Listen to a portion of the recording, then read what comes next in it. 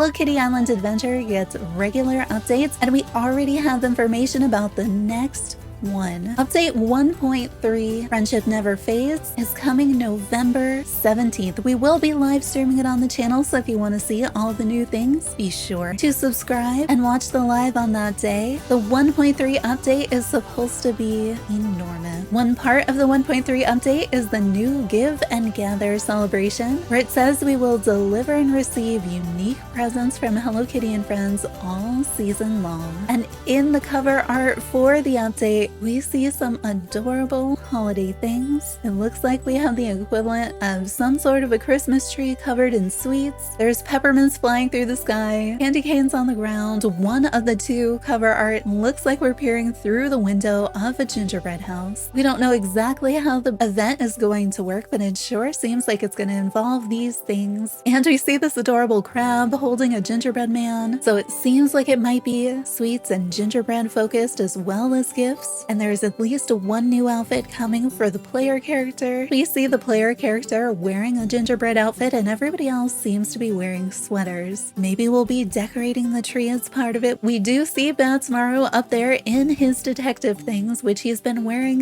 during some of the quests. So maybe there's some mystery surrounding the tree. We did have another tree quest where he had to play detective, so I imagine we'll see more of that happening too. In addition to the new event, we know we are getting a new resident, not a visitor, a regular resident, My Sweet Piano. The news article says that it will be helping My Melody welcome her old friend to the group. My Sweet Piano is a little lamb. Everybody seems to be wearing sweaters. I'm wondering what her function on the island will be. I wonder if these sweaters will actually be in-game and if maybe she'll be related to making them. In addition to having this new resident on the island, there will be 4 new visitors. It looks like My Melody's grandpa is going to be one of them, as he's pictured in the cover art. We don't know who the other 3 are going to be yet. I wonder if there'll be additional My Melody characters or other characters entirely. We're also getting a new avatar type. A few photos have been posted, some of them pixelated, in the official Discord, so it looks like we will be getting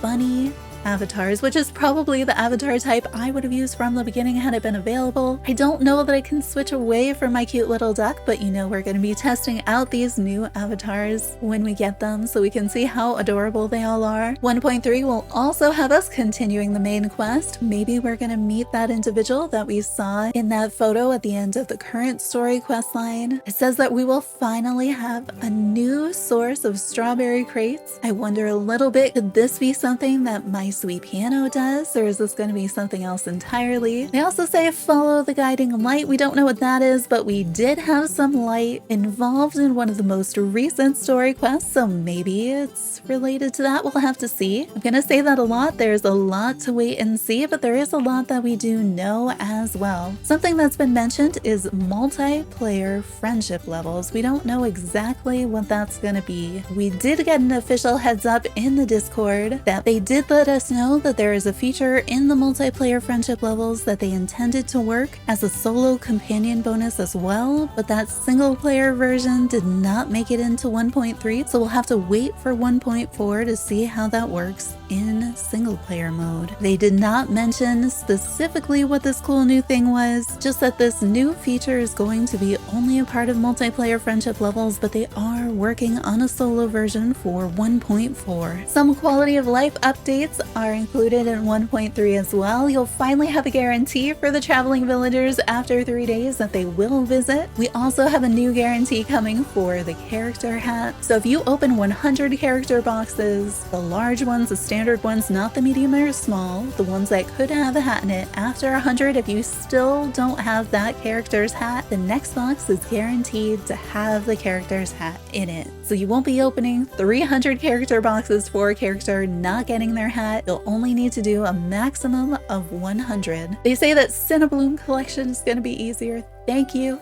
I haven't seen one in weeks. They say they've removed many spawn points. Please, can some of those spawn points be inside while keeping the number of spawns the same? And I think this is something that I've talked about in the past on stream. Cinnablooms for me are one of the most difficult resources to get because their spawn points are so spread out across levels and inside and outside. And there's so few of them that spawn every day. That is so many different places to have to check for very little payout, and so it can take forever, and I don't love going inside to check for them, so I keep having weeks where even if I do go and check inside, I only end up with like one spawn that spawns outside. Right now all of my spawns are inside, I have none left outside, so I'm hoping as they remove some of the spawn points that we'll always have some outside. They don't say that, they do just say fewer spawn points, but that should still make it easier. They say we're getting new clear icons for the furniture sets, so that should be helpful. We have at least 2 icons I can think of that are similar enough that you could easily confuse the 2 different furniture sets. They say they fixed a bug with daily quests that weren't incrementing properly. I'm assuming this is like when we had the collect 3 iron, and every time you picked up an iron it said 1 of 3 over and over again, and it would reset. You'd still get the task done, but the counter didn't display correctly, so it looks like that will be fixed. They say they've also fixed the spooky secrets quests that weren't triggering reliably for everyone, so those secret basement library quests. They say they've fixed Ritsuko going underground. That was probably the glitch that I didn't really mind. It was kind of funny to see her underground every now and then,